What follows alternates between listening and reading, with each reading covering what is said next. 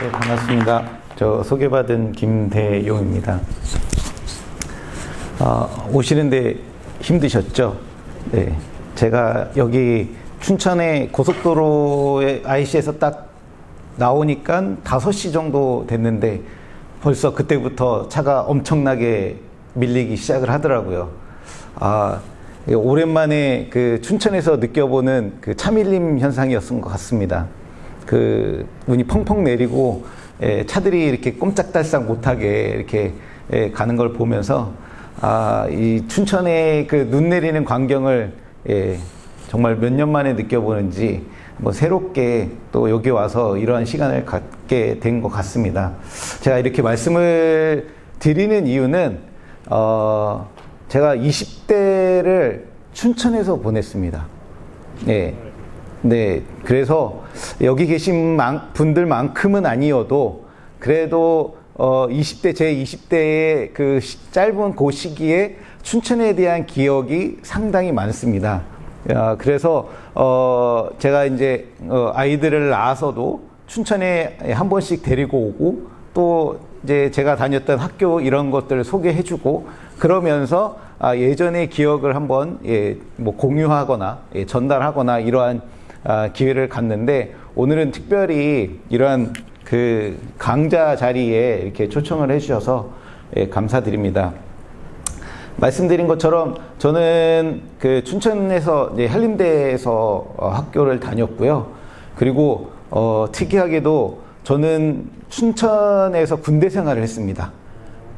우두동에 있는 이공병에서 군 생활을 하게 돼서 춘천에 보통 한 뭐 대학 다니면 한 4년 정도 있거나 그 짧게 더 있게 되는데 저희는 2년이 좀 더 긴 생활을 좀 했었고요. 그러다 보니까 춘천에 대한 기억이 나름 좀 더 있는 것 같습니다. 앞서 이제 오늘 여기에 이제 방문하셨다고 우리 남 교수님께서 말씀을 하신 분들이 있습니다. 요즘 핫 이슈인 것 같습니다. 독립운동 관련해서 기념관을 짓겠다라고 하는 것이 사실상 요게 한번 붐이 일었던 적은 있습니다. 이게 언제냐면 광복 50주년 그러니까 대략 1995년 요 시점이 되겠죠. 요 시점에 기념관들을 짓겠다 하는 데가 전국에서 어느 정도 이제 바람이 불기 시작을 합니다. 그러면서 여러 이제 기념관들이 이제 만들어지게 되는데 가장 그 대표적으로 말씀드릴 수 있는 것은 아마도 그 3.1운동 하면 보통 어디를 거론을 많이 하시죠? 천안에 있는 아우네 장터 얘기하는데 천안 같은 경우는 이미 1987년에 독립기념관이 국가의 기관으로서 만들어졌죠. 그렇지 않고 이제 지자체에서 만들어졌던 그 가장 유명한 곳이 어디냐면 그 화성 제암리 기념관이 이제 그때부터 시작을 해서 2001년에 개관을 했습니다. 그래서 그 이후부터 이제 지금까지 이제 운영을 해 오다가 2019년에 그 또 한 번 바람이 불기 시작을 합니다.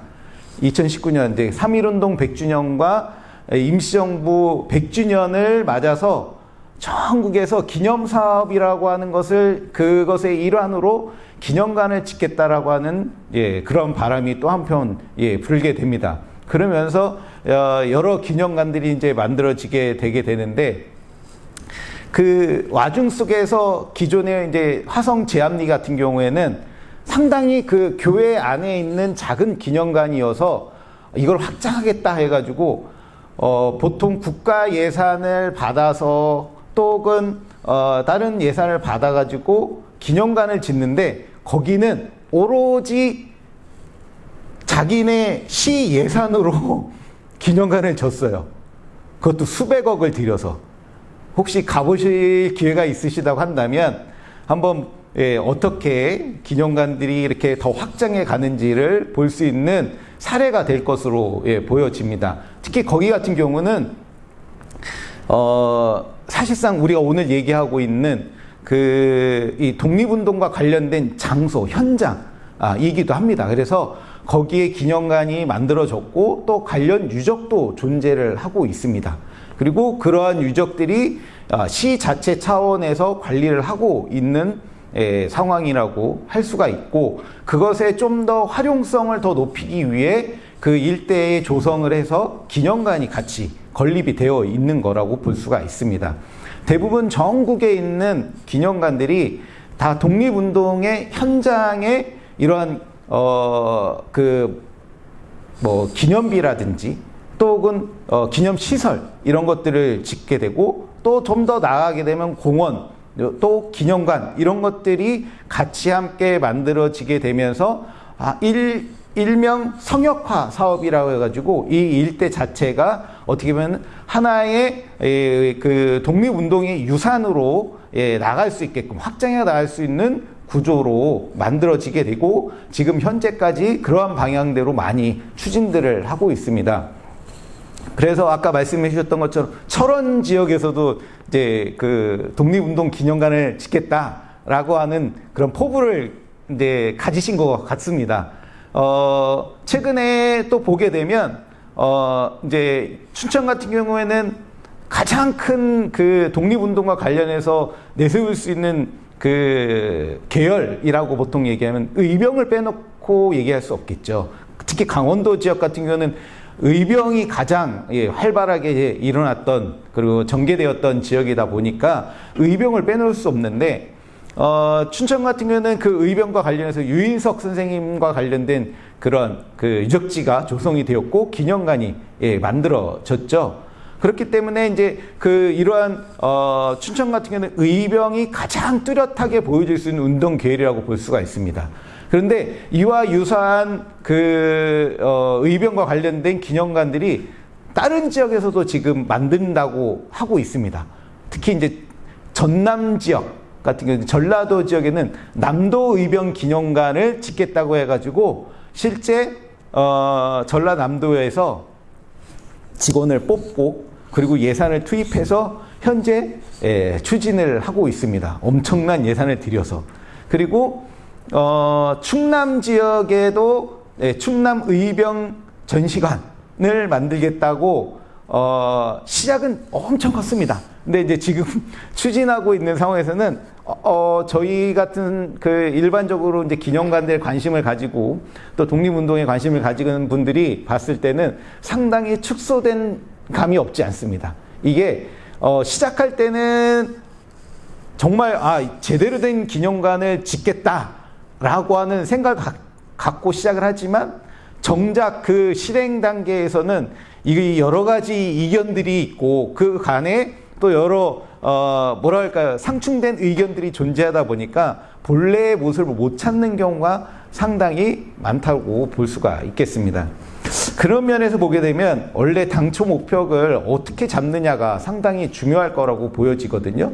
근데 보통 기념관들을 건립을 한다고 했을 때, 또 혹은 기념 시설, 공원이라든지 이런 것들을 조성한다고 했을 때 많은 분들이 간과하고 가는 부분이 하나가 있습니다. 뭐냐면 관리적인 측면을 간과를 하고 기념관을 예쁘게 지어야지, 아니면 멋있게 지어야지, 이런 거에 상당히 많이 힘을 쏟는다라고 하는 부분이 되겠죠. 그러다 보니까 그 안에 담으려고 하는 컨텐츠는 어떤 걸 넣어야 될 것인지, 또 혹은 기념관이나 이런 것들 시설들을 운영할 때에는 어떻게 운영을 해야 되는지, 그러한 방향들이 사실상 놓치고 가는 경우가 상당히 많습니다. 왜 그러냐 하면 문제가 이겁니다. 시작할 때 타당성 용역을 다 해요. 몇 억씩 들여가지고 타당성 용역을 하는데 거기에 담겨져 있습니다, 내용은. 그런데 그것을 막상 실행으로 옮기려고 하다 보니까 예산도 많이 들어가, 인력도 많이 준비를 해야 돼, 그리고 또 중장기적인 생각도 같이 담아야 돼. 이런 것들이 다 고민이 되다 보니까 당초의 계획에 실제적으로 나타나는 성과는 그에 못 미치는 성과를 가져오는 경우를 많이 볼 수가 있습니다. 제가 기념관, 특히 이제 제가 앞전에 있었던 기념관은 안성에 있는 3.1운동 기념관이 되겠습니다. 거기도 3.1운동 자체가 워낙 셌다고 해서 기념관을 졌는데요. 그때는 광복 50주년 기념 사업으로 선정이 되어가지고 기념관을 졌습니다. 어디다가? 지금 유인석 선생님 어디에 있죠? 남면 가정리에 있죠. 근데 실제적으로 저희가 와서 찾아가려고 하면 교통의 편리성은 사실상 버리고 가야 되는 그런 입장에 있는 지역이죠. 근데 왜냐하면 장소가 그 현장이기 때문에 중요해서 거기에 지어지게 되죠. 제가 근무했던 안성 3.1운동 기념관도 요 아랫동네에서 이 옆 동네로 넘어가서 만생운동을 하려고 하는데 고개를 넘어갑니다. 그래서 고개를 넘어가는 그 중요성을 강조하고 또 현장성을 알리기 위해서 산 꼭대기에다 줬어요. 그러니까 시내에서도 뭐 거기도 차가 없긴 하지만 지금 예전에는 30분 이상을 차로 들어와야 됩니다. 가까운 평택이 있지만 평택에서도 버스 노선이 한 대밖에 없는데 그 버스 노선도 잘 안 다녀요. 그런 데에다가 이제 기념관을 져놓고 사람들한테 오라고 하죠. 물론 그 현장의 중요성은 알리기 위해서 하지만 그런 그 향후적인 관리에 대한 것들은 고민하지 않는 경향들을 볼 수가 있습니다. 그래서 제가 그때 갔을 때는 2013년이었는데요. 그 안성 3.1운동 기념관이 언제 개관했냐면 2001년에 개관을 했어요. 근데 그 사이에 여러 부침의 시간을 걷습니다. 그래서 당초에 관람객 목표에서도 한참 떨어지고요. 그리고 찾아오는 사람이 거의 없을 정도로 그렇게 어떻게 보면 낙후되고 또 침체되어 있는 시기였다라고 할 수가 있습니다. 제가 왜 이런 말씀을 드리냐면 거기가 그 부지가 10,000평이에요. 근데 10,000평인데 관리하는 인력은 학예사 저 하나, 청원경찰 하나 이렇게 둘이 근무를 합니다. 이 10,000평을 어떻게 관리를 하냐. 그래서 실제적으로 뭐 서류 업무도 해야 되고 뭐 이랬는데 그때는 어떻게 했냐면 1년에 최소 아시죠? 지금 그 지킴이 활동 하신다고 요 조직해서 이렇게 하신다고 하는데 대단하십니다. 왜냐하면 저도 그 10,000평을 관리하기 위해서 어떻게 했냐면 예초기를 내고 1년에 4번 풀을 깠습니다. 이렇게 해야지만 그나마 어느 정도 사람들이 뭐 몇 사람이라도 왔을 때 관리 안 되네 이런 소리를 안 듣거든요. 그만큼 상당히 관리라는 측면은 상당히 어려울 수 있습니다. 그렇기 때문에 이 유적지를 관리한다든지 또는 어떠한 시설을 관리한다고 했을 때 이러한 관리 방향까지 설계까지가 같이 계획이 되어야 되는데 실제적으로는 그렇지 못한 것이 현실이라고 볼 수가 있습니다. 그렇다면 어디에다가 힘을 빌어야 되느냐? 결국은 시민의식 속에서 그것이 드러나야 된다고 저는 생각이 되게 됩니다. 일예로 보게 되게 되면요. 보통 우리가 얘기하고 있는 그 사적지들이라고 하는 독립운동과 관련된 사적지들이 현장에 있다 보니까 그 거리상으로도 많이 떨어져 있고 사람들의 관심 속에서도 많이 갖지 못해요. 그런데 거기에 많은 분들이 예산을 들이고 또 힘을 들여가지고 여러 뭐 비석도 건립을 하고 뭐 탑도 만들고 1억을 하거든요. 근데 결국 그렇게 만들어 놓고 나중에는 한 번도 예추 작업을 안 합니다. 그러면 어떻게 됩니까? 풀은 그냥 무성하게 자라서 오히려 그것을 가려버리는 그러한 경향도 전국에서 허다하게 볼 수 있습니다. 전국 어디에서든. 그래서 독립운동도 관련해서 사적지를 독립기념관에서 조사를 하고 국가보훈부가 그 파악을 하고 있지만 실제 관리적인 측면에서는 손 놓고 있는 현상이라고 볼 수가 있습니다. 그런 것들이 이제 우리가 눈에 보이기 시작을 하는 것이고 특히 지역민들한테는 더 안타까울 수밖에 없는 것이죠.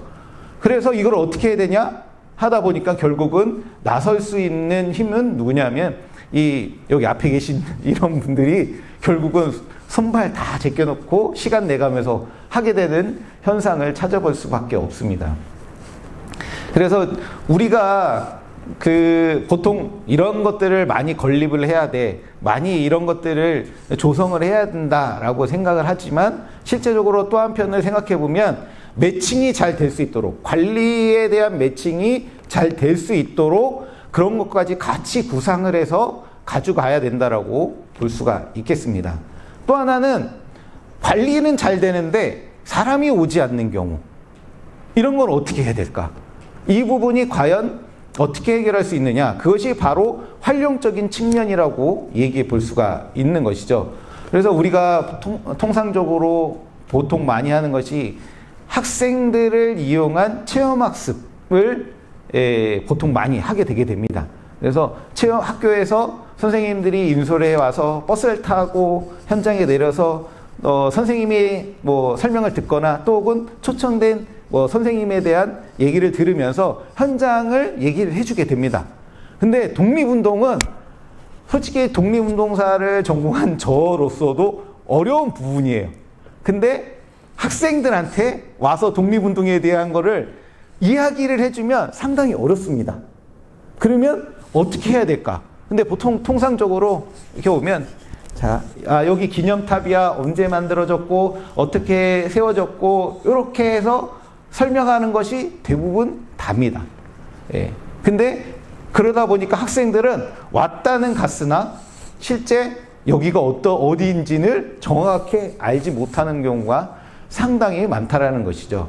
그래서 이게 과연 그렇다면 활용이 제대로 된 것이냐라는 의문점을 가질 수밖에 없다고 보여집니다.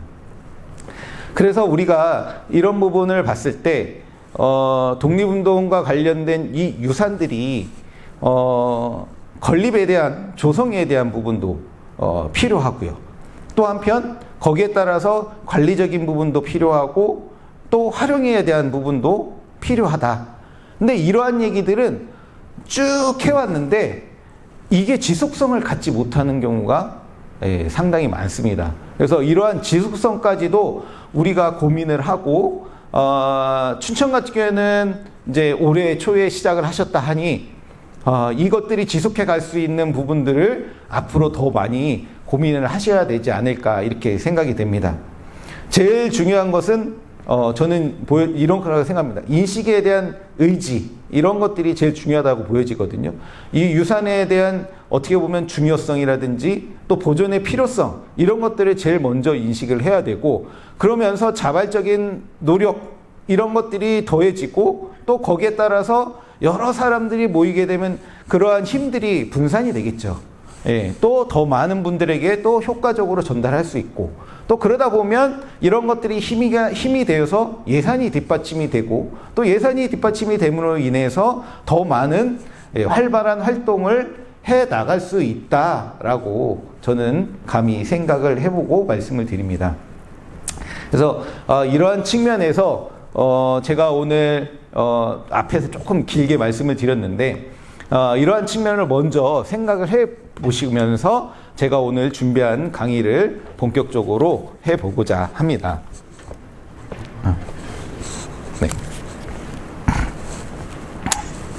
네. 그래서 오늘 항일 독립 유산의 관리와 활용 방안이라고 했죠. 저희가 처음 그 의뢰를 선생님께서 해주셔가지고 받았을 때 항일 독립 유산, 그래서 좀 저한테는 생소한 단어이기도 합니다. 왜냐하면 이게 여러 가지가 섞여 있는 용어이거든요. 항일 플러스 그 다음에 독립 플러스 그 다음에 유산. 그래서 이 세 개가 같이 합해져 있다 보니까 저한테는 조금 생소한 부분이긴 하지만, 근데 저한테는 또 한편으로는 늘 해왔던 일 중에 하나이기도 합니다. 왜냐하면 기념관 같은 경우에서는 그 유산이라고 보통 이제 얘기할 수 있는 부분들이 뭐냐면, 기념관에 자료들이 채워지죠. 뭐 유물이라고 보통 얘기할 수 있고, 이런 것들이 사실상 유산으로서 작용을 하고 있고, 그것이 뭐 좀 더 많은 분들에게 각인이 되고 중요성이라고 하는 것이 부각이 되면 지금의 이제 뭐 문화재, 예전의 문화재, 문화유산과 같은 형태로 발전해 갈 수가 있는 것이죠. 그래서 항일 독립 유산이라고 했을 때 이것은 항일 독립운동뿐만 아니라 거기에 따르는 유산이라고 하는, 즉 그 자체가 어떠한 재화로서나 또는 그 남겨진 그 자료로서의 성격을 갖고 있다라고 생각을 해봤습니다. 그래서 오늘 같은 경우에는 이러한 측면에서 좀 더 개념적인 부분을 좀 먼저 말씀을 드리고, 그 다음에 어떻게 활용이 되고 있는지, 이러한 부분들을 같이 설명을 좀 드리고자 합니다. 앞서 말씀드린 것처럼 최근에 많은 큰 성과를 아주 이루셨더라고요. 그리고 12월 19일에 비로소 한 차례 부결은 됐지만 비로소 통과가 되었습니다. 조례가.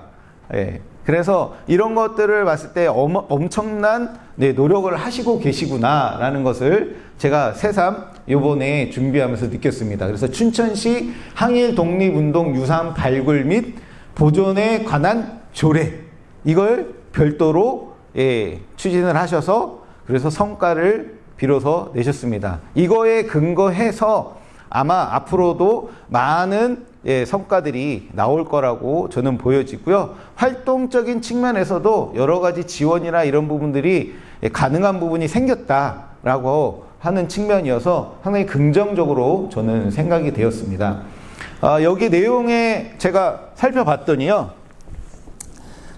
되게 충실하게 담으신 것 같습니다. 그래서 제가 조례를 한번, 원래 공포되는 건 조금 시간이 있을 테지만 살펴봤습니다. 그래서 내용을 봤더니 뭐 시장의 책무부터 시작해가지고 협력 체계의 구축, 그 다음에 시행 계획 수립, 그 다음에 사업의 추진, 각종 사업에 대한 추진이 내용이 담겨져 있고요.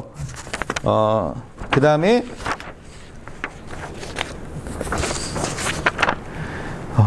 유산 보호 활동에 대한 지원, 지금 실질적인 부분이 되겠습니다. 그리고 관리에 대한 원칙이라든지, 그 다음에 유산 보호 및 관리에 대한 사항, 그리고 향후적으로는 이제 포상 제도까지도 충실하게 담은 것을 볼 수가 있습니다. 그래서 혹시라도 이제 못 보셨던 분들은 시청 홈페이지에 가시면 충분히 다운받아서 보실 수가 있으니까 어떻게 우리가 이거에 근거해서 활동을 해야 될지를 한번 생각해 주시면 좋을 것 같습니다.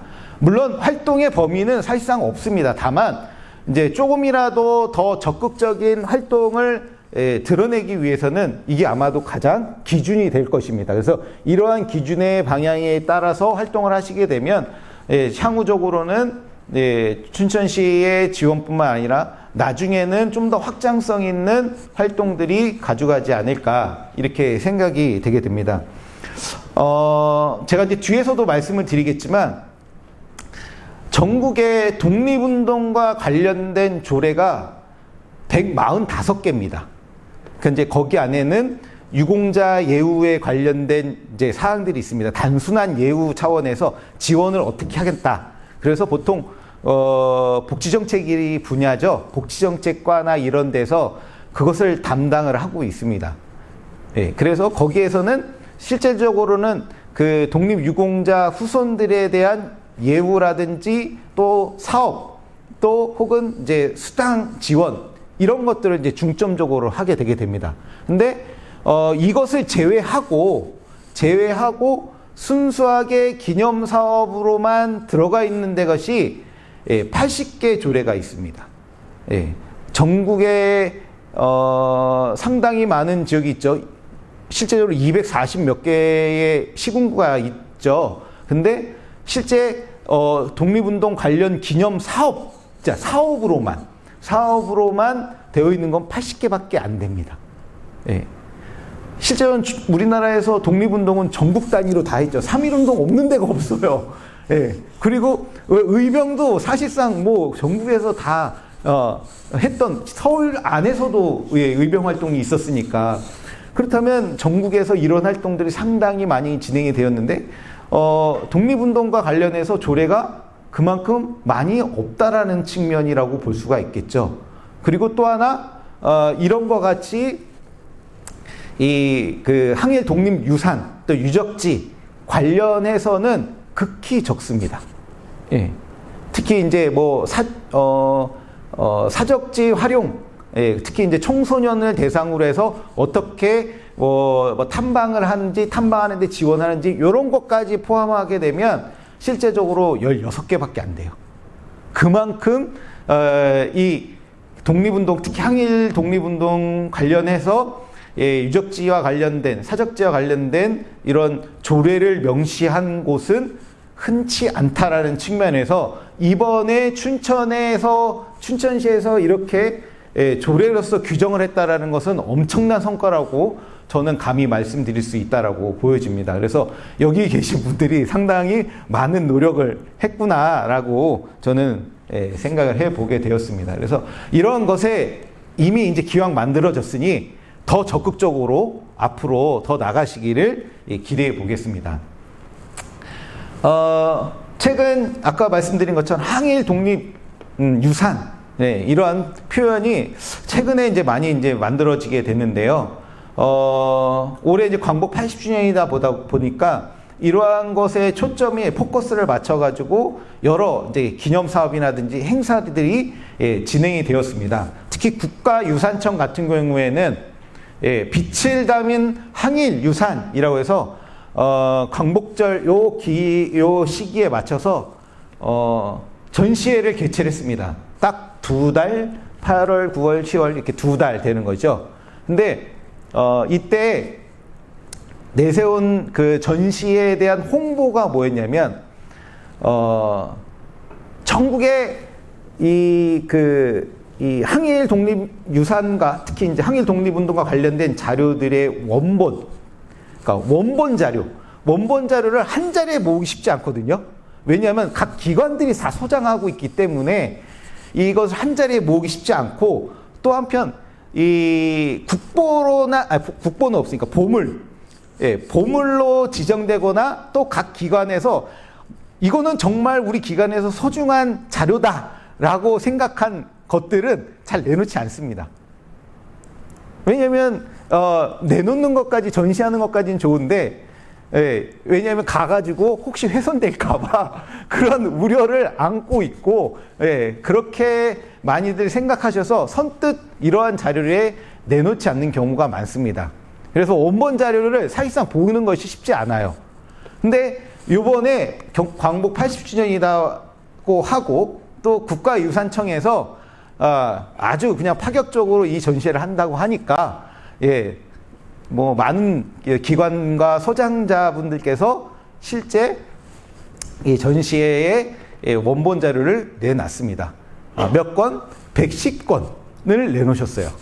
그래서 여기에 원본 자료를 직접 볼 수 있게 했는데요. 그 기간은 얼마였을까요? 2달 전체 다일까요?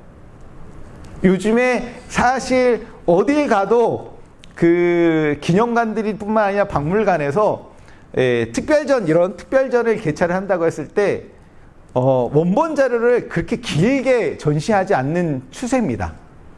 왜냐하면 일단 한번 내놓게 할 때 계속적인 훼손에 대한 그런 것을 걱정을 하고 우려를 하기 때문에 많은 기간을 내놓지 않고 그러다 보니까 전시 기간도 길지 않습니다. 이때에는 단 일주일이었습니다. 일주일만 원본을 볼 수 있는 기회가 주어졌고요. 나머지는 다 어떻게?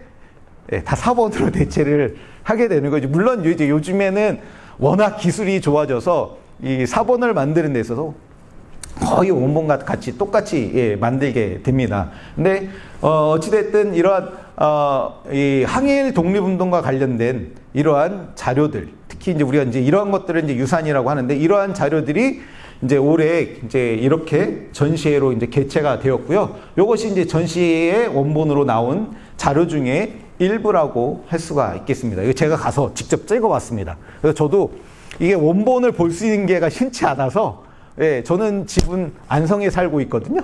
안성에서 일부러 찾아가서 전시를 관람을 했었습니다. 그래서 사실상 이러한 그 항일 독립운동과 관련된 이 유산들이 많은 분들이 이제 직접 보시면서 느껴보는 것이 가장 중요한데, 이 자료의 중요도 이런 걸 따지다 보니까 그 관리적인 측면에서 상당히 전시에 대한 그러한 소극적인 현상들을 많이 볼 수 있다라고 할 수가 있겠습니다.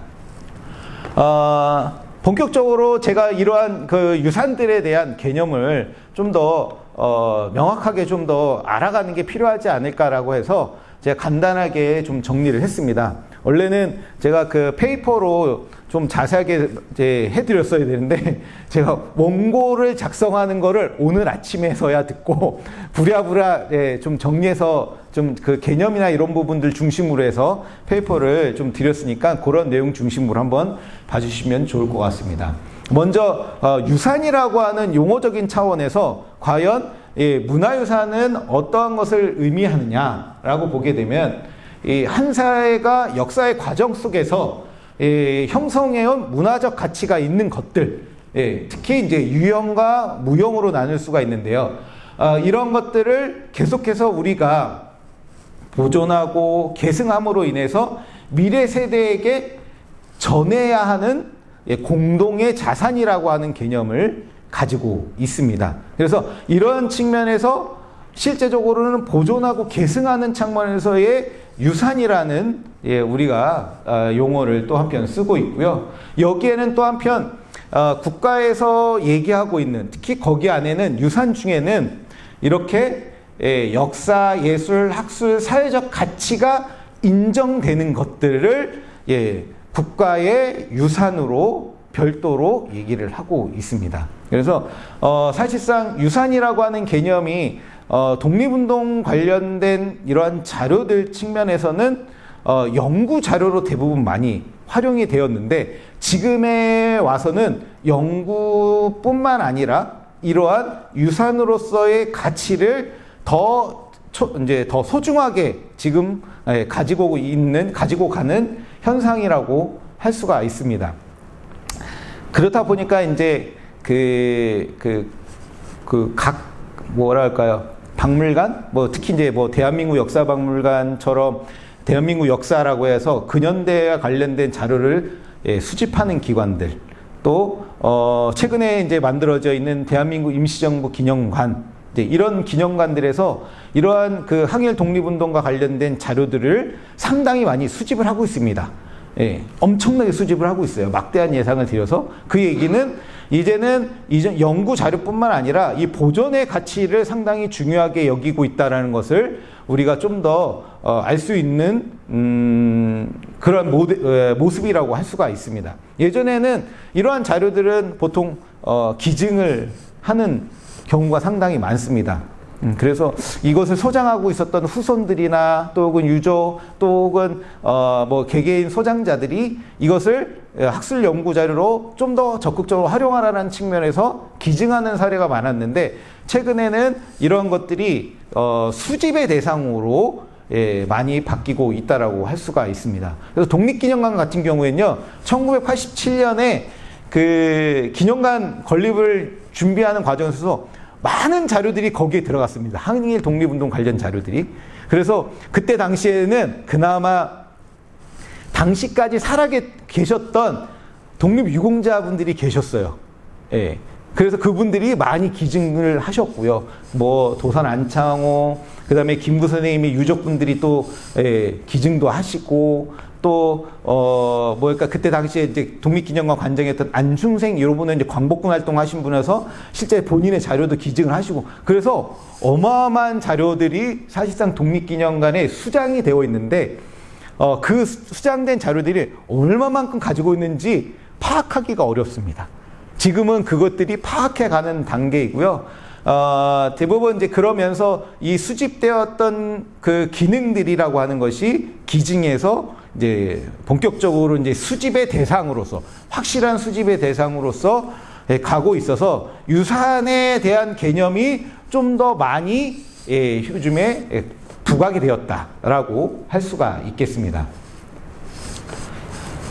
그래서 이러한 그 문화유산의 종류들을 이제 좀 더 살펴보게 되면요, 문화유산은 크게 유형, 그 다음에 무형, 그 다음에 기념물 자연유산으로 구분된다고 볼 수가 있습니다.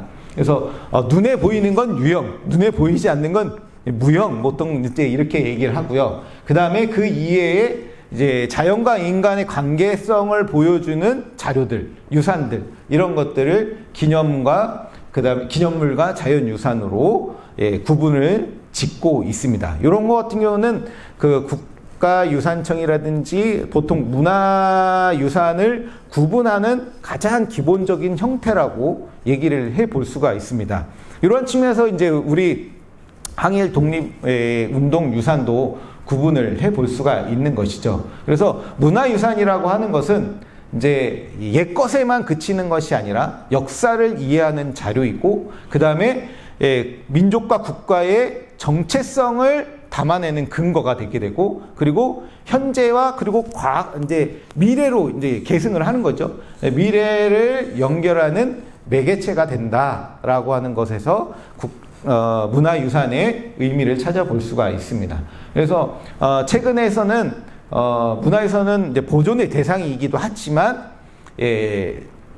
현대적으로 해석과 활용되어야 된다. 그래서 해석과 활용을 함으로써 살아있는 자산으로 가져가야 된다라는 인식들이 많이 높아졌다라고 볼 수가 있겠습니다.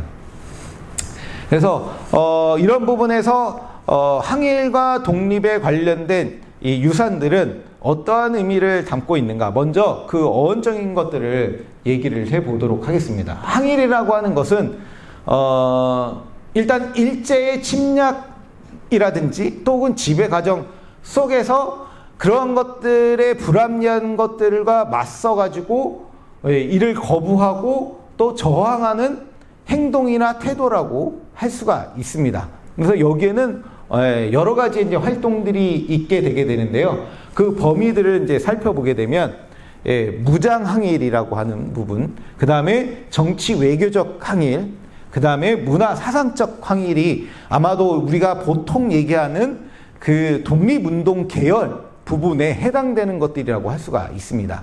그리고 또 하나가 일상 속에서 있었던 항일 활동, 그래서 생활 속 항일 활동까지 해서 이러한 항일의 범위가 상당히 포괄적이라는 것을 보실 수가 있겠습니다. 그래서 무장 항일 그러면 보통 이제 의병이라든지 독립군, 광복군 활동이 이제 여기에 이제 해당이 될 것이고요. 정치 외교적인 부분들은 이제 임시정부라든지 국제사회에 호소하는 행위, 그 다음에 문화 사상적인 것은 국어라든지 역사의 보존, 교육, 그 다음에 언론 출판 활동들, 이런 것들이 여기에 해당된다고 볼 수가 있습니다.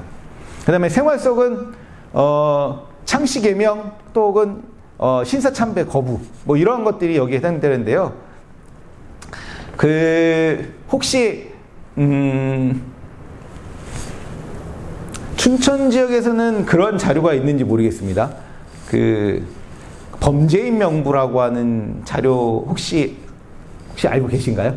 범죄인 명부? 혹시 수형인 명부? 이제 보통 이렇게 얘기를 하는데, 이제 요것이 이제 예전에는 1970년대에 독립운동을 하셨던 분들이 본인의 독립운동의 활동 사실을 확인하기 위해서 뭐 예전에 이제 원호처죠. 원호처에 본인의 서원을 신청할 때, 포상을 신청할 때 첨부했던 자료 중에 하나가 되겠습니다. 범죄 명부. 이게 말 그대로 뭐냐면 범죄 사실을 기록해 놓은 문서예요. 근데 예전에 독립운동을 해서 형량을 받았거나, 또는 거기 안에 이제 직결 심판이라고 해서 태형이라고 하는 거 아시나요? 이렇게 진짜로 때리는 형벌, 태형을 받았던 이러한 분들의 그 기록이 있는데, 그 한 장짜리 기록인데 이것이 각 읍면동 사무소에 다 보관이 되어 있었어요. 수형자 기록이. 지금도 수형 사실은 법원에서 그 읍면동으로 통보하게끔 되어 있습니다. 거주지로. 그래서 그런 것들이 있는데, 당시 일제강점기 시기에도 그런 것이 이제 통보가 돼서 각 읍면동에서 책자처럼 이렇게 묶어놨어요. 그것이 이제 범죄인 명부라고 하는 것이 70년대에 그렇게 자료를 활용하다가 많은 사람들한테 잊혀졌었어요. 왜냐하면 이 범죄인 명부가 이제 면사무소, 읍면동 사무소에다 소장을 하다 보니까 보통 읍면동은 행정체계에 따라서 일정 시간이 지나면 문서의 보존연한이 지나서 폐기를 해버립니다. 뭐 짧으면 5년, 3년, 5년, 길면 10년, 그 다음에 연구자료도 있습니다. 근데 연구자료도 무한정으로 보관을 하는 것은 아니고요. 이제 만약에 이것이 이제 더 이상 사용에 대한 근거나 이런 것들이 없다고 하면 폐기 목록을 작성해서 폐기를 시키게 됩니다. 그래서 한동안 이걸 찾으려고 해도 찾을 수가 없는 상황으로 갔던 것이죠. 그래서 이것이 언제 다시 이제 사람들한테 알리기 시작을 하게 되면 2000년대 초반에 갑자기 이 범죄인 명부가 세상에 다시 드러나기 시작하고 관심을 갖기 시작합니다. 왜냐하면 적극적인 포상이 1990년부터 있어 왔거든요. 그래서 우리나라의 독립유공자 포상을 할 때에 기하급수적으로 늘어난 시기가 언제냐면 1990년대가 되겠고요. 이때 포상 방식은 예전에 각자가 독립운동을 했던 사람이나 후손들이 서류를 다 만들어가지고선 제출해서 그걸 인정받아야지만 했지만 90년대 이후에는 이제 국가보훈부가 자체적으로 조사를 해서 그 조사한 거를 근거로 해가지고 서울 신청을 하면서 포상 신청자 수가 상당히 많이 늘어나게 되게 됩니다. 그래서 이러한 이제 그 자료들이 그때부터 이제 중요성을 갖기 시작을 했고 또 수집의 대상으로 갔던 것이거든요. 근데 뭐 이렇게 말씀드리면 공직자에 계신 분들한테는 좀 죄송스럽겠지만 그 읍면동에서 그 일을 잘 안 하신 분들이 서무분들이 계시면 공직자분들이 계시면 이러한 자료들이 폐기되지 않고 그대로 보존되어 있어요. 예. 그런데 너무 열심히 일하셔가지고 딱딱 연수가 지나서 이거 폐기 대상이야 그럼 버려버리면 그건 이제 없어지게 되는 거죠. 예. 그런 현상들이 전국적으로 다 있게 되게 됩니다. 그래서 각 읍면동마다 있어야 될 이런 그 범죄인 명부, 범죄 사실 알 수 있는 자료들이 그렇게 많지 않습니다. 예. 찾으려고 해도 드러나지 않죠. 예. 그래서 춘천에서는 그런 사례가 있는지는 제가 찾아보진 않았지만 제가 지금 여주에서 지금 일을 하고 있는데 시사를 준비를 하면서 그 읍면동 문서고를 전수조사를 했습니다. 2차례나. 그런데 범죄인 명부가 몇 건이 있었어요. 근데 거기에는 죄다 뭐였냐면 도박, 강도, 이런 또 혹은 뭐죠? 그 연초세 위반 이런 것들이 이제 질비하고요. 실제 독립운동과 관련돼서 딱 집어서 얘기할 수 있는 자료가 한 건도 안 나왔거든요. 근데 이제 이렇게 그냥 우연치 않게 이렇게 넘기다 보다가 한 장 나왔어요. 한 장. 예. 명확하게 독립운동을 알 수 있는 자료 한 장이 나왔습니다. 그만큼 독립운동을 확인할 수 있는 자료가 어떻게 보면 많은 듯 하지만 또 지역과 관련된 자료에서는 상당히 찾기 어렵다라고 볼 수가 있습니다. 그래서 이러한 자료들이 최근에서는 이러한 유산으로서 가치를 또 보여지고 있고요. 많은 분들이 수집이 되고 있다라고 하는 측면을 말씀을 드릴 수가 있겠습니다. 그래서 우리 이제 여기에서 이제 활동을 하실 때 현장의 활동을 상당히 중요하게 여기실 수가 있잖아요. 근데 보다 보면 아마 아직까지도 춘천적인 그럴 겁니다. 그 후손들이라든지 또 혹은 그와 관련된 분들이 소장하고 수집한 자료들이 많을 거다라고 하는 것. 근데 그것이 어느 시기가 지나면 사라지게 되게 됩니다. 그래서 그런 문헌 자료라든지 이러한 자산들도, 이러한 그 유산들도 수집의 대상이고 또 관리의 대상으로서 생각을 하고 이제는 어떻게 보면 현장뿐만 아니라 이런 문헌 자료들도 한번 고민을 한번 같이 해보시면 좋겠다라는 말씀을 드리게 됩니다. 그래서 항일의 그 역사적 맥락적인 측면에서 보게 되면 단순한 반감이 아니라 그 민족의 생명과 주권 회복을 위한 저항운동이라고 하는 그러한 의미를 담고 있습니다. 근데 이런 항일이라고 하는 관점이 최근에 최근뿐만 아니라 지금까지도 계속해서 여러 문제를 상충되는 문제를 갖고 왔죠. 그게 뭐냐면 친일이라고 하는 측면. 그래서 항일과 친일이라고 하는 측면이 예전부터 계속 노출이 되었고 최근에서도 그런 부분들이 계속 지역에서도 드러나고 있습니다. 요거 같은 경우에는 창원 사례가 되겠습니다. 내년이 그 이원수라고 하는 작곡가가 이 고향의 봄 다 아시죠? 고향의 봄이란 나의 살던 이 노래를 만든 사람이 이 고향의 봄이 100년이 된다고 해서 내년에는 이걸 기념하는 사업을 하겠다 해서 막대한 예산을 들여서 기념사업 하겠다라고 했는데 이 사람 자체가 친일 논란에 있게 되게 됩니다. 그러다 보니까 이거를 어떻게 기념을 해야 될지에 대한 고민도 되고 또 그것을 배제시켜야 되는지에 대한 고민도 생각이 들게 되게 됩니다. 이것이 또 한편 사회적 문제로 가게 되는 것이죠. 그래서 항일과 친일이라고 하는 문제는 계속 첨예하게 갈 수밖에 없는데요.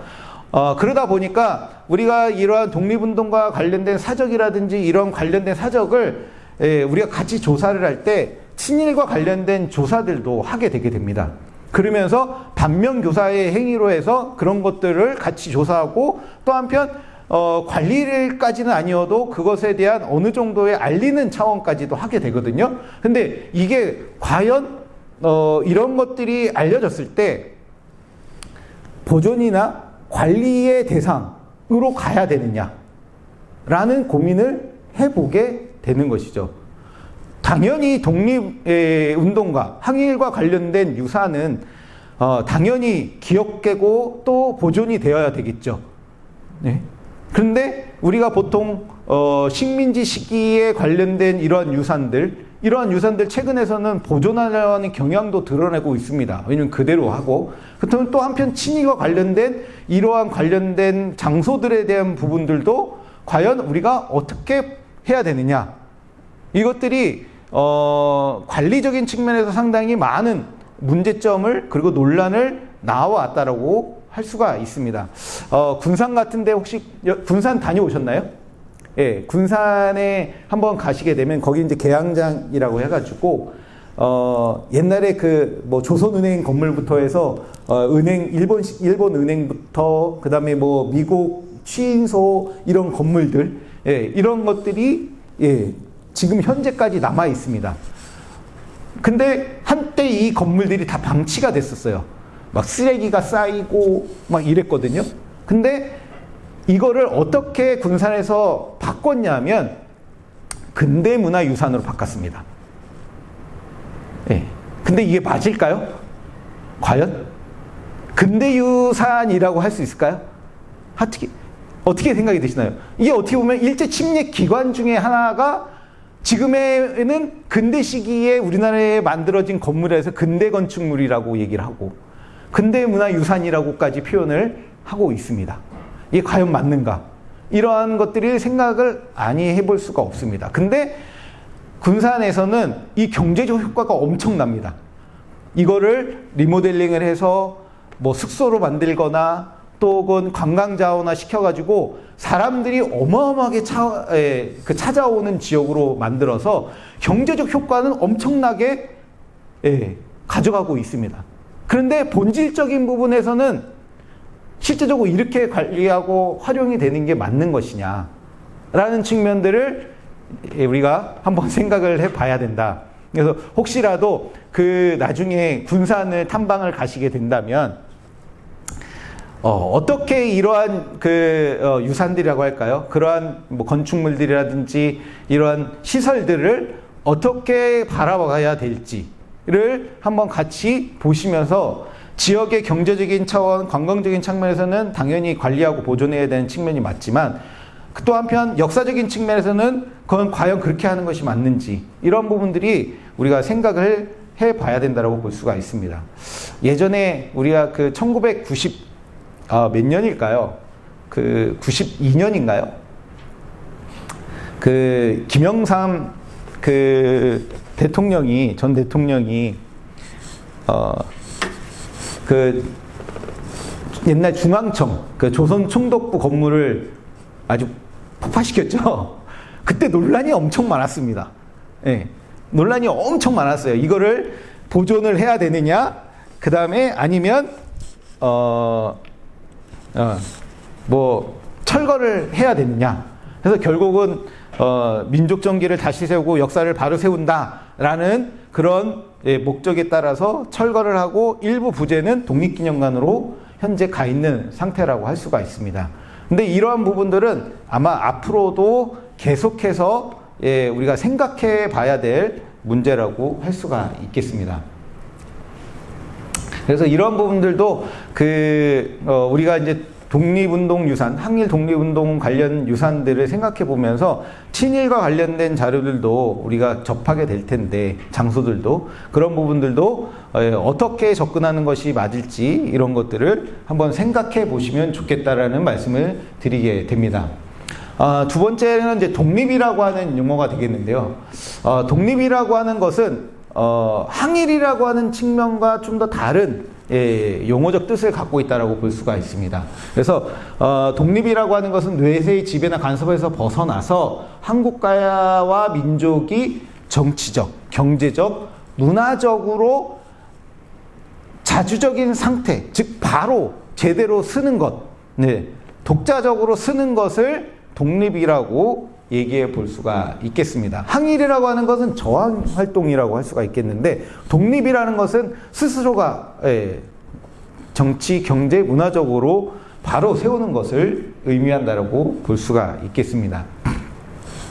그래서 독립의 주요 요소들을 좀 보게 되면요, 정치적 독립, 경제적 독립, 문화 정신적 독립. 그래서 이러한 것들이 세 가지가 완전히 갖춰졌을 때 이제 완전한 독립을 이뤘다라고 얘기를 하고 있습니다.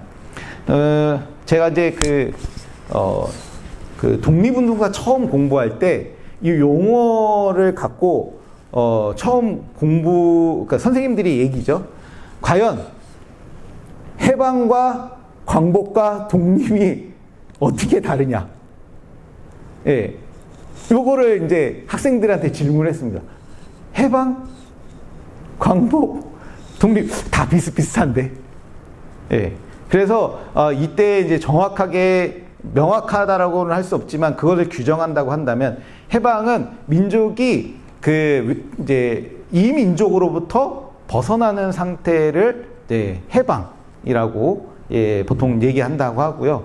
광복은 이전에 잃어버렸던, 빼앗겼던 것을 다시 되찾아오는 것, 이것을 광복이라고 하고, 그리고 좀 더 나아가서 스스로 자주적인 독립국가를 건설하고 운영해가는 것, 이거를 독립이라고 얘기를 독립운동사에서 한다고 합니다. 그래서 이러한 용어적인 측면에서 보게 되게 되면 독립이라고 하는 자체는 사실상 어떻게 보면 완전 무결한 자주적인 독립국가를 말하는 것이라고 할 수가 있겠죠. 그래서 최근에 막 그런 이제 독립운동과 관련돼서 막 얘기하게 되면, 야, 우리나라가 정말 독립국가야?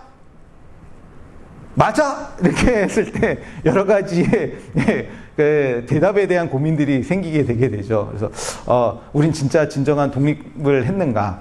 근데 또 한편으로 보게 되면 독립운동을 하셨던 분은 이러한 지금의 같은 분단된 국가를 원했던 것은 아닙니다.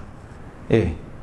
뭐 다른 거를 다 제쳐놓고 분단된 국가를 원한 것이 아니라 하나의 국가를 원했고, 그것이 바로 독립이 될 수 있는 길이라고 생각을 했습니다. 그래서 지금의 우리의 지금 독립운동이라고 하는 부분들이 앞으로도 독립운동을 계속 지속해 나가야 된다고 하는 부분에서는 평화적으로 통일을 이뤄야 되고, 그것을 유지시켜 가는 것이 비로소 독립이고 독립국가라고 할 수가 있다라는 말씀을 좀 드리고 싶습니다. 그래서 한국에서의 독립이라고 하는 것은 이제 국가 회복을 넘어서 민족의 존엄과 정체성을 되찾는 과정이게 되게 되고요. 국권 회복과 민족의 재생을 동시에 가진다라고 볼 수가 있습니다. 이게 이제 안중근 의사의 유목이 되게 되는데요. 얼마 전 지난주 금요일이었던가요? 경기도 박물관에서 그 안중근 의사 유목 두 건을 공개를 했습니다. 한 건은 이제 아예 귀환을 시켰다, 반환을 받았다라고 하는 것이 되겠고, 앞으로 이 유목을 반환하겠다라고 하는 목표를 좀 가지고 있습니다. 지금 이러한 유목들 같은 경우에는 안중근 의사 유목은 31점이 보물로 지정이 되어 있습니다. 그만큼 중요하게 여기고 있고 또 여기 안에 담긴 의미가 상당히 크다. 그리고 전달하는 효과가 크다라고 해서 이것을 문화적 가치, 문화유산의 개념을 여기에 투영하고 있다라고 볼 수가 있습니다. 그래서 이것을 이제 재화로 생각을 하게 되면 금액 가치는 더 많이 늘어나게 되게 되죠. 그래서 요즘에 이제 이러한 것들을 이제 매매하는 경향들이 있고, 그러면서 예전에는 독립운동과 관련된 자료들이 그냥 뭐 종이 쪼가리에 불과했다라고 생각한다면, 지금에서는 이제 뭐 수천 수억 원의 호가는 이러한 유산으로서 지금 가치를 증명받고 있다라고 할 수가 있겠습니다. 네.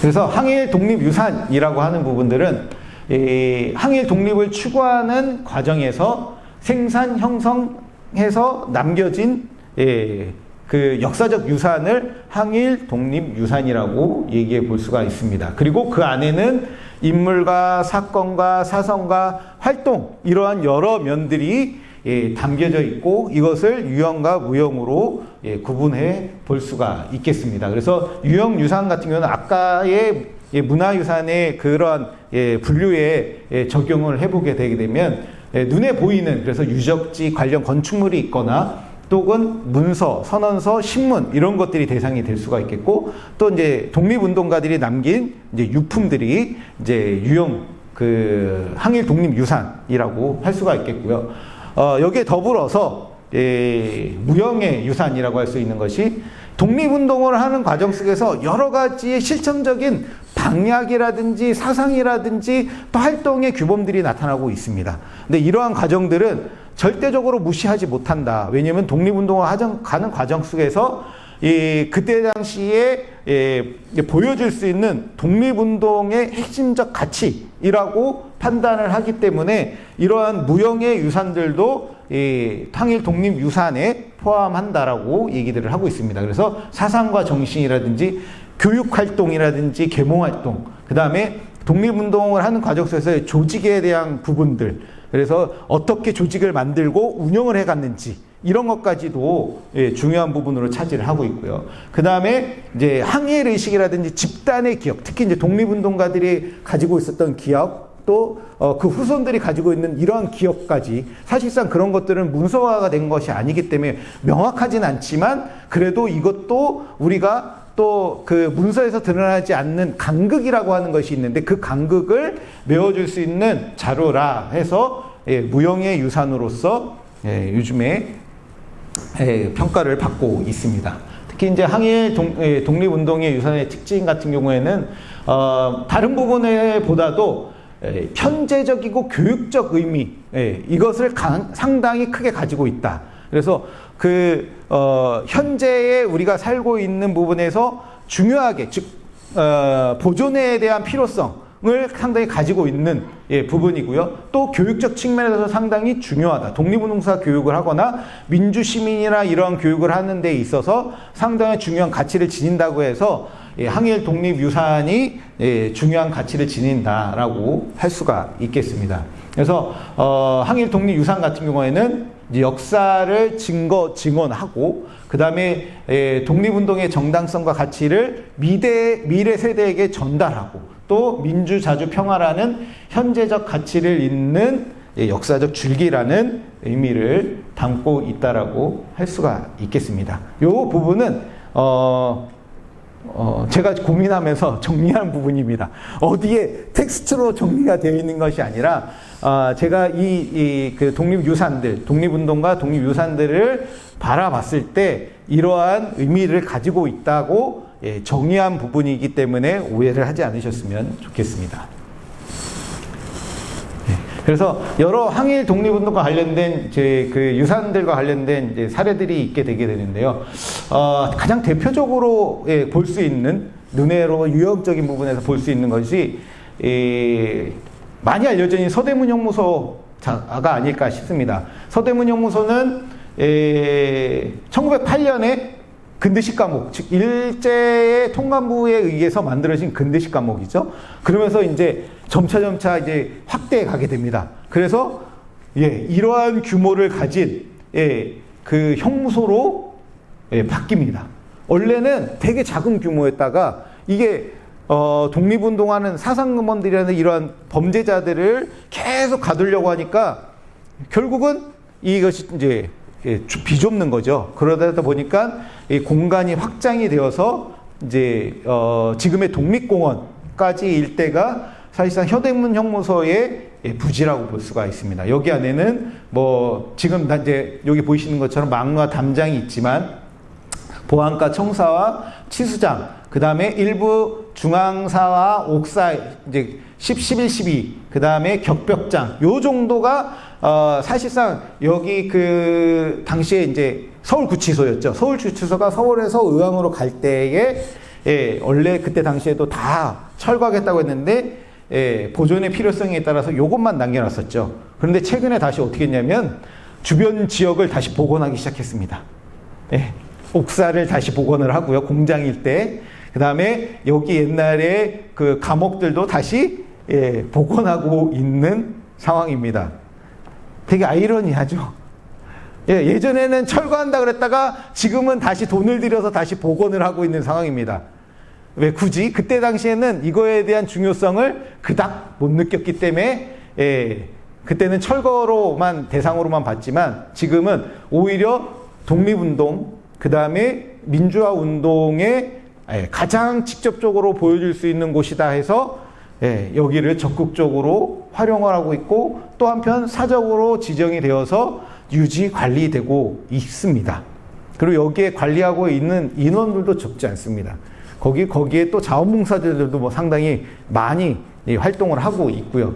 그래서 이러한 부분에 있어서 유형적 자산으로 인해서, 유산으로 인해서 이렇게 활용되고 있는 사례들을 볼 수가 있습니다. 아마 여기 춘천에 있는 학생들도 많이 갈 겁니다. 여기가 1년에 2019년 여기를 기점해서 얼마의 관람객을 찍었냐면 100만을 찍었습니다. 100만. 1년에 100만이면 특히 여기 유료입니다.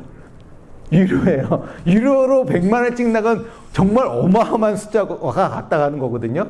그만큼 이 일제시대 때 만들어진 감옥이지만 거기 안에 독립운동가들, 민주화 투사들이 갇혔고 그러한 역사성이 담겨져 있어서 그것을 적극적으로 관리, 활용한 사례로서 어떻게 보면 가장 모범적이고 성공적인 사례이지 않나 이렇게 보여지는 대상이 되겠습니다. 그 다음에 문헌유산 기록을 보게 되면 뭐 여러 가지가 있겠는데 대표적으로 이제 3.1 독립선언서가 대표적으로 보일 수가 있겠고요. 최근에는 이제 조선 말 큰 사전, 그래서 이제 그 일제강점기 시기, 특히 이제 29년, 27년, 29년부터 해서 34년, 35년 뭐 요 시기에 그 이제 조선말을 정리해 놓은 그런 과정을 담아 놓은 여러 번으로 만들어진 책자라고 할 수가 있습니다. 그래서 이런 것들이 유형적, 특히 이제 문헌유산 기록으로, 문헌기록유산으로 보여지는 자료가 되겠습니다. 그리고 인물 관련된 유산으로는 이제 여러 관련된 인물들, 유명한 인물들이 있습니다. 거기 안에 백범 김구 선생님을 빠질 수가 없겠고요. 이것이 이제 백범 김구 선생님이 서거할 당시 입었던 혈이 아직까지도 잘 보존이 되고 있습니다. 보존 처리까지 하면서 되어 있고요. 그 다음에 요거는 이제 윤봉길 의사가 홍콩 우거 갈 때에 김구 선생님과 바꿨던 시계, 회중시계. 예, 요거 이제 아직까지 남아서 예, 보물로 지정이 되어 있습니다. 그리고 요거는 이제 위국 헌신 군인본분 다 아시죠? 안중근 의사의 유무 예, 보물로 지정이 되어 있는 자료가 되겠고요. 여기는 박은식 선생님의 저술한 달의 태조 뭐라 할까요? 달의 태조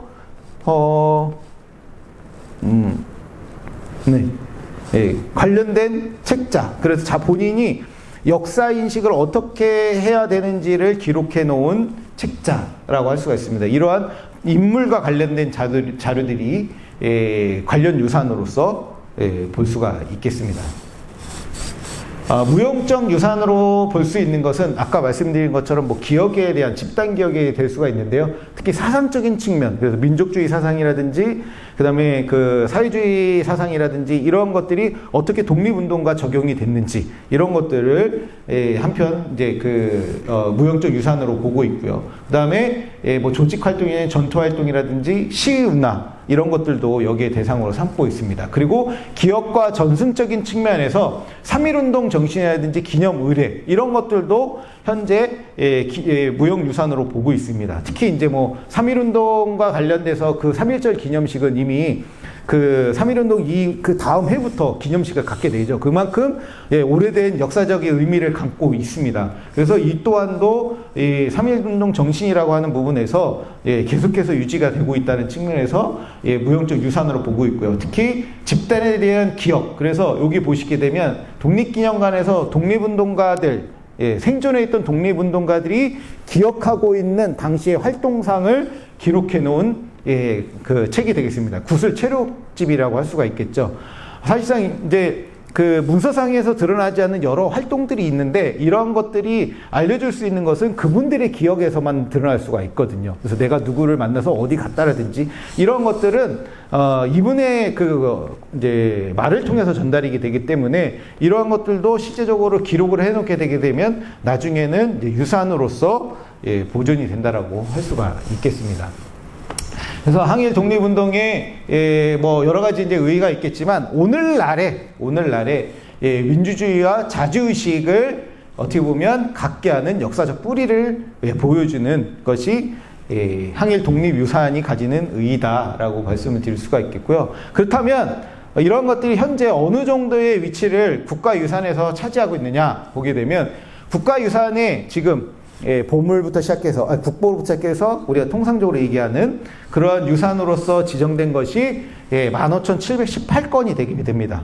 어저께 확인을 다시 한번 해주셨습니다. 그래서 15,718건이 되는데 이 중에서 분류를 좀 해봤어요. 그 분류를 해본 것 중에 대한제국과 일제강점기 시기에 건수는 1,060건이 되게 됩니다. 뭐 대략적으로 10% 그 아래 미만이겠지만 그렇게 많지 않다라고 하는 것을 볼 수가 있는데요. 그 분포도를 보게 되면 보물 49점. 근데 이 보물 49점 중에 31점은 뭐다? 아까 말씀드린 것처럼 안중근 의사의 유묵이 31점이요. 그런 측면에서는 얼마 안 되는 거죠.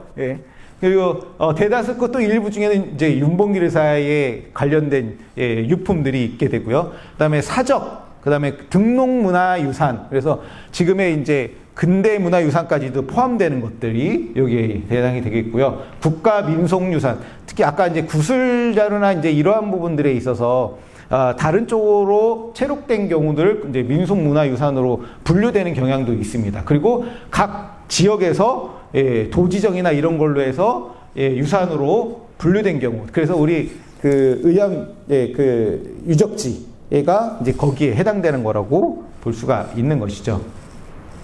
그래서 사실상은 그렇게 많지 않다라고 볼 수가 있겠고요. 그러한 측면에서는 시기가 얼마 되지 않았기 때문에 시기가 얼마 안 돼서 통상적으로 그 범위 안에 드는 시간적으로 범위 안에 드는 것이 많지 않다라고 얘기하기 때문에 건수로도 많지 않다라고 볼 수가 있습니다. 그리고 또 하나는 독립운동 사적지라고 하는 것이 있습니다. 우리나라의 독립운동 사적지를 별도로 분류를 하고 있는데 그 중에 하나가 현충시설이라고 하는 것이 있습니다. 아마 저기 그 춘천에 있는 이제 유적들 안에서도 보게 되면 사적지 중에서도 현충 시설로 지정이 돼서 현충 시설 지정판 이렇게 되어 있는 것이 있는 것을 볼 수가 있는데요. 여기에서 보게 되면 독립운동 관련 시설이라고 해서 여러 관련된 시설이 이 현충 시설이라고 하는 것이 이제 포함이 되고 있고 그 안에 독립운동 사적지가 존재를 하고 있습니다. 근데 특히 이제 이 관련 시설이라고 하는 것은 이 시설물이 있는 곳, 묘가 있거나 기념비가 있거나 이런 것들이 대상이요. 터가 있는 곳은 현충시설이 아닙니다. 터가 있는 것은 뒤에 얘기하겠지만 독립운동 사적지로 따로 분리를 하고 있어요. 그래서 국가본부에서 독립운동 사적지로 확인되고 있는 건 1344건, 44건이라든지 고시라든지 이렇게 되고요. 그 중에 A 등급은 268건. 그래서 역사적인 교육적인 가치가 매우 중요하다고 분류한 경우, 그 다음에 B 등급이 538건, 그 다음에 C 등급이 538건 그래가지고 실제적으로는 80건 정도가 이제 그 독립운동 사적지의 BC 등급으로 나눠져 있다라고 할 수가 있겠고요. 그 중에 현충 시설로 지정된 것은 189건이에요. 왜냐면 얼마 안 되죠. 근데 이 이유는 뭐냐면 국가본부에서 현충시설로 지정이 된 것은 활동지, 집터, 묘소 등 여러 가지를 다 범위를 넓혀가지고 인정하고 있다는 부분이 되겠습니다. 그래서 지금 활동하시려고 하는 그런 범위들도 아마 그 독립운동 사적지 안에 포함되는 그 범위 안에 포함되는 것들이 지금 활동 범위가 주 대상이라고 저는 이제 생각이 되게 됩니다. 그리고 전국적인 현상을 보게 되면 강원도 지역은 전국에 1,001개가 있는데 50개소밖에 안 됩니다. 많지 않습니다. 그만큼 뭐라 할까요? 조성이 안 됐다? 일까요? 아니면 저는 그렇게 봅니다. 아직 연구할 게 많이 남아있다. 연구가 많이 안 돼 있고 발굴이 많이 안 돼 있다기 때문에 사실상 그렇게 많이 전체적인 측면에서는 부족하다라고 볼 수가 있겠습니다. 그리고 항일 독립운동 유산과 앞서 말씀드렸던 독립운동 사적지를 어떻게 구분을 할 수 있느냐를 좀 말씀을 드리면요. 먼저 개념적인 부분에서는 항일 독립유산은 포괄적이다. 많은 것을 담고 있다. 그래가지고 유형적인 부분, 그 다음에 무형적인 부분까지도 다 포괄을 하고 있는 것이 항일 독립유산이다. 근데 독립운동 사적지는 그 공간만을 대상으로 삼고 있다라고 할 수가 있겠습니다. 그리고 범위적으로도 보게 되면 유산 전체를 대상으로 하지만 독립운동 사적지는 장소에 한정돼서 하고 있다라는 측면이 되겠습니다. 그래서 이런 부분들이 뚜렷하게 구분이 되고 있는 부분들이고요. 그 다음에 항일 독립유산이라는 것은 인물, 사상, 기록, 사건, 기억 이런 것이 되겠는데 독립운동 사적지는 현장, 그 현장만을 대상으로 하고 있다라는 것이 되겠고 항일 독립운동 예산에 포함되는 것은 뭐 사적지 기록물 유품 정신. 근데 독립운동 사적지는 뭐 터라든지 유적이라든지 건물, 건축물이 있는 곳 이런 것들을 대상으로 삼고 있습니다. 그래서 지금 우리가 앞서 춘천에서 항일 독립유산이라고 해서 조례를 만들었잖아요. 그러면 장소만이 대상이 아닙니다. 범위를 거기로만 설정하게 되면 너무 범위가 좁아져요. 그거는 우리가 앞서 얘기했던 독립운동 사적지인 것이고요. 실제적으로 항일 독립유산이라고 하는 것은 상당히 범위가 넓다라는 것, 이것을 반드시 구분을 해주시면 좋겠다라는 말씀을 드리겠습니다. 그래서 그 항일 독립, 이제 애초에 그 항일 독립유산을 발굴, 그리고 보존하겠다라고 조례까지 이제 만드신 거잖아요. 그렇기 때문에 거기 안에는 장소뿐만 아니라, 물론 이제 뭐 거기서 시작을 하겠지만 장소뿐만 아니라 그 범위가 확장되어 있기 때문에 넓게 보시는 것이 필요하지 않을까 이렇게 생각이 됩니다. 그래서 꼭 독립운동 사적지라고 해서 독립운동 사적지가 아니어도 항일 독립유산이 될 수 있다라는 것.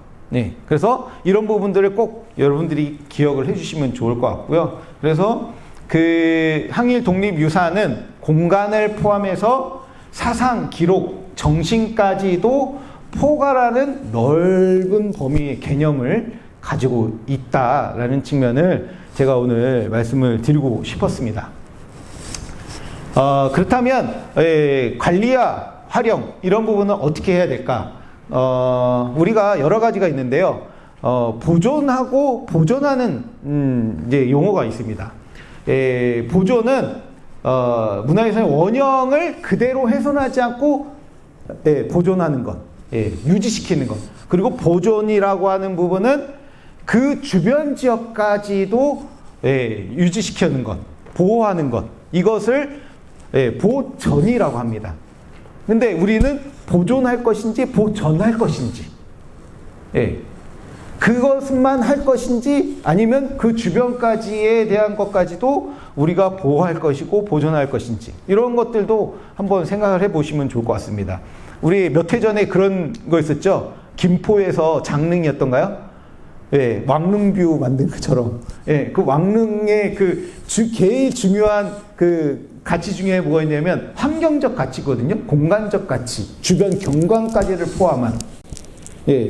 그런 문화유산에 있어서 가장 중요한 것이 경관적인 가치까지도 중요하게 여겼기 때문에 그런 논란이 있었습니다. 최근에 또 서울시에서 종묘 관련해가지고 나온 문제들이 있잖아요. 그 주변 경관까지를 포함시키고 있는데, 그런 부분에서 보게 되면 보존이라는 측면보다 보전이라고 하는 측면이 더 강조되고 있다라는 측면. 그래서 우리가 항일 독립유산도 현장에 있을 때는 보존이 될지 보전이 될지를 우리가 같이도 한번 생각해 보시면 좋지 않을까 싶습니다. 물론 상당히 어렵다는 측면도 저도 알고 있습니다만, 이러한 개념을 갖고 접근하시는 게 필요하지 않을까 싶습니다. 그래서 이 두 가지를 좀 구분을 해주시면 좋겠다는 말씀을 드리고요. 항일 독립유산에서도 보존과 보전의 원칙이 분명히 들어가 있다. 그래서 보존과 보전이라는 것, 이것이 문화유산에도 적용이 됐지만 항일 독립유산에서도 같이 이것이 병행이 된다면 역사적 의미라든지 또 역사적 가치가 온전히 전달될 것이라고 저는 생각을 해보게 되게 됩니다. 그래서 관리와 활용적인 측면에서 제일 여러 가지 중요한 부분들이 있습니다. 물론 제도적인 부분들이 있죠. 그래서 제도적인 부분을 보완하기 위해서 조례를 만드신 것이고요. 그 다음에 그러한 거에 따라서 이제 실천적 활동이 뒤따르게 되겠죠. 그래서 이런 부분에서 관리와 활용적인 부분에서는 이런 것이 뒷받침이 되어야 되고요. 그 다음에 앞서 말씀드렸던 보존과 보존의 방법, 그래서 주변 관리까지도 우리가 포함해서 생각을 해야 된다. 그래서 이런 부분에 있어서 가장 핵심적인 원칙으로는 이제 원형이 되겠지만 역사의 진정성을 확보하는 것. 그래서 우리가 윤희순 선생님의 집터를 어떻게든 보존하려고 하는데 집만 보존하면 되겠습니까? 그 관련했던 장소도 주변 지역까지도 보존하는 것이 중요하다고 판단이 되기 때문에 그 옆에 유적지를 다시 조성을 하고 정비를 한 것이죠. 그래서 그런 부분들을 같이 보고 있다는 측면을 우리가 여러 사례를 통해서도 확인할 수가 있겠고요. 그 다음에 이런 부분에 있어서 정치적인 부분을 좀 배제가 돼야 되는데 이게 쉽지 않습니다. 그리고 또 하나 상업적인 부분까지도. 그래서 이런 것들이 이게 어떻게 보면 항일 독립유산을 관리하고 활용적인 측면에서 이런 것들이 개입하게 되면 상당히 이제 나중에 이제 어려운 측면으로 또 갈 수 있는 부분들이 생기는 부분이 있어서 이런 부분들은 미연에 방지하는 것이 좀 더 필요하다라고 생각이 되게 됩니다. 그리고 활용적인 측면에서는 우리가 이제 이런 것들을 교육이라든지 기업 그리고 공동체를 형성하는 데 있어서 이제 현재화를 의미한다라고 볼 수가 있습니다. 교육을 할 때 동일한 교육을 우리가 어떠한 독립운동의 정신을 알리기 위해서 교육을 하고, 그리고 또 지금 여기 모이시는 것처럼 하나의 목적과 목표 이런 것들을 가지고서 하나의 또 모임, 공동체가 또 형성이 되고, 이런 것이 지금과 같이 현재가 되었을 때 이 활용이 된다라고 할 수가 있습니다. 그냥 그 자리에다가 있는 걸로만 본다고 한다면 아무런 가치성을 못 느끼는데, 그것을 교육이라든지 또 이러한 공동체의 모임을 통해서 현재화로 시키게 된다면 그 자산은 더 커 의미를 가지게 될 거고 또 활용의 의미도 또 확대될 거라고 생각이 됩니다. 그러한 방법 중에는 이제 지금 오늘 같은 시민 교육이 포함이 될 수가 있겠고요. 그다음에 이제 전시관이라든지 이런 데서는 전시해설 체험 프로그램 그리고 뭐 기념행사와 추모 의뢰라든지 그다음에 최근에는 이제 이러한 것들이 많이 이루어지는데 디지털 아카이빙 콘텐츠 많이 얘기들을 하고 있지만 많이 안 되고 있습니다. 그래서 이런 것들, 그다음에 지역 정체성이라든지 공간 조성, 뭐 많이들 이제 얘기하고 있는데 이런 것들이 이제 활용적인 측면이라고 볼 수가 있습니다. 제가 기사를 잠깐 살펴봤는데 유적지도 만드신다고요. 맞죠? 예, 유적지도. 지금 대부분 유적을 찾아볼 수 없는 것이 상당히 많습니다. 근데 그것을 알려줄 수 있는 것은 결국은 유적 지도를 만드는 것밖에 없고요. 이제 그런 것들이 이제 많은 사람들이 컨텐츠로 통해서 알려지게 된다면 그걸 찾아보고 갈 수가 있는 내비게이션이 될 수가 있는 건데 이런 것들이 많이 안 돼 있는 것이 지금 현실이라고 볼 수가 있고 그나마 하고 있는 것이 이제 독립기념관 정도라고 볼 수가 있겠고요. 서울시에서 서울 역사 편찬에서 이런 유적 지도를 지금 만들고 있는 중이라고 할 수가 있겠습니다. 그래서 관리와 활용이라고 하는 측면은 어떻게 보면 모순적인 부분입니다.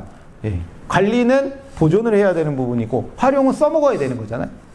근데 이러한 부분들이 모순적이지만 실제적으로는 선순환 관계를 가지고 있다. 그래서 보시게 되면 관리 없는 활용은 이제 상업화나 왜곡으로 바뀔 수가 있겠고요. 그 다음에 활용 없는 관리는 방치하거나 형식적 관리에 그친다라고 볼 수밖에 없습니다. 그래서 관리와 활용 둘 다가 사실상 항일 독립유산에서 상당히 어떻게 보면 이제 우리가 이거를 보존해가고 갈 때에 중요한 부분, 좀 핵심적인 내용이라고 할 수가 있습니다. 그래서 보존은 하되 책임 있는 활용이 필요하다라고 말씀을 드릴 수가 있겠고요. 그래서 상호 보완적인 측면에서 이 관리도 하고 활용도 한다라는 것을 꼭 개념을 가지고 가시면 좋겠다라는 측면에서 말씀을 드립니다. 서대문형무소, 뭐 아까 말씀드린 것처럼 엄청나게 이제 성과를 이뤄왔죠. 근데 또 그 한 면에서는 여러 가지 한계가 분명히 또 한편 존재를 하고 있습니다. 그래서 서대문형무소 같은 경우는 그 고문 현장 이런 것들을 보여주면서 사실감을 체험해주고 있는데 또 한편은 그런 것이 오히려 역효과를 드러낼 수 있다라는 그러한 반론도 제기하는 분들도 있습니다. 어쨌든 활용적인 측면에서 사례를 볼 수가 있겠고요. 아까 말씀드렸던 디지털 아카이브에 활용된 사례라고 할 수가 있습니다. 그래서 특히 이거 같은 경우는 접근성이 상당히 좋다는 거죠. 어디서든지 지금 핸드폰을 갖고 뭐 바로 접근할 수가 있으니까 이런 부분에서는 오히려 더 활용도가 더 높다라는 측면이 있지만 현장에 대한 감이 사실상 떨어질 수 있습니다. 그래서 현장에 대한 부분들도 같이 활용이 돼야 된다는 부분 말씀을 드릴 수가 있습니다. 그리고 제가 여기 강원도 지역을 준비를 했었는데요. 강원도 지역 같은 경우는 독립유공자가 710명으로 나와 있습니다. 3.8%. 워낙 적다. 아까 말씀드린 것처럼 항일 독립운동 사적지라고 하는 부분도 적고 이런 부분에 있어서 이 연구가 너무 미약한 게 아닌가라는 측면을 감히 생각해 보게 됩니다. 제가 최근에 국가보훈부의 그 의뢰를 받아가지고 의병을 조사를 하는 게 있어요. 그래서 제가 맡은 분야가 서울, 경기, 강원도, 황해도인데 황해도의 판결문만 갖고 거기에 활동한 사람들을 찾아내는 거였거든요. 활동 지역과.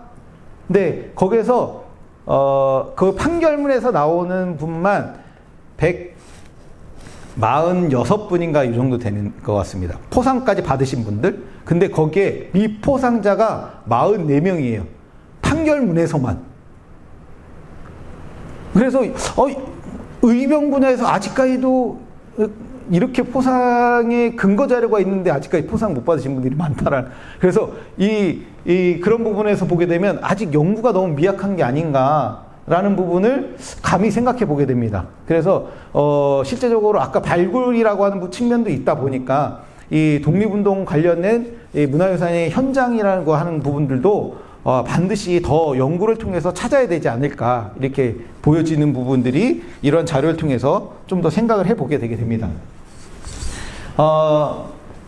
강원도 지역에서 말씀드렸던 이제 의병과 관련된 활동지, 그래서 윤희순 의사 관련된 장소가 되겠고요. 의병장 관련된 장소였고, 여기는 아까 말씀드렸던 춘천 의암 관련 유인석 선생 관련 자료 유적지라고 할 수가 있습니다. 그리고 최근에 학생운동과 관련된 항일 유산과 관련된 것들이 최근에 많이 춘천 지역에서 관심을 가지고 있는 것 같습니다. 1937년이죠. 그러니까 내후년이 되게 되면 상록회 결성 100주년이 90주년이 됩니다. 90주년. 의미 있는 해가 될 거라고 좀 보여지고요.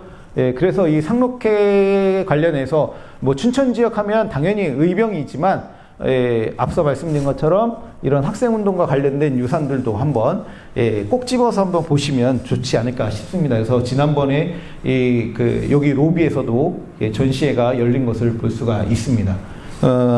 춘천은 이제 뭐니 하면 공간적 유형으로는 의병마을이 가장 잘 조성되어 있는 것이 아닌가 이렇게 보여지고요. 지금은 잘 활용이 되고 있는지 모르겠습니다. 제가 예전에 기념관에서 근무할 때는 여기가 되게 뭐랄까요, 모델이었어요. 학생들이 와서 참여형으로 할 수 있는 공간. 그랬을 때 여기가 되게 상대적으로 모델이 되었었는데, 코로나 시기를 겹치면서 거의 뭐 전국에서 다 그랬었고, 아마 춘천에서도 그런 의병만에서 그런 영향이 있지 않았을까 보여지는데, 최근에는 잘 운영이 되고 있는 것인지 좀 궁금하긴 합니다만, 어쨌든 춘천 지역에서는 이런 의병 관련해서 중요한 자산들을 가지고 있다라고 볼 수가 있겠습니다. 그리고 관련된 인물들 뿐만 아니라 또 관련된 유품들도 또 존재를 하고 있고요. 그리고 앞서 하신 것처럼 제가 또 자료를 찾다 보니까 한일 애국 선열 유산 지킴이, 정말 저는 박수를 보내드리고 싶고요. 앞으로도 더 큰 지속적인 발전과 함께 큰 역할들을 해 나가시게 된다면 항일 독립 유산들이 더 보존이 되고 또 활용이 되고 관리가 되지 않을까, 이렇게 생각을 해보게 되게 됩니다. 그래서 이런 부분에서 적극적인 활동을 부탁드리고요. 제가 오늘 준비한 건 1시간을 한다고 말씀드렸는데 1시간이 헐쩍 넘어서 오버가 되었습니다. 그런 부분은 좀 양해를 부탁드리겠습니다. 여기까지 해서 앞서 말씀드렸던 사례들이라든지 개념 중심으로 오늘 항일 독립 유산의 관리 그리고 활용 이런 측면에서 제가 간단하게 말씀을 드렸습니다. 경청해 주셔서 감사드립니다.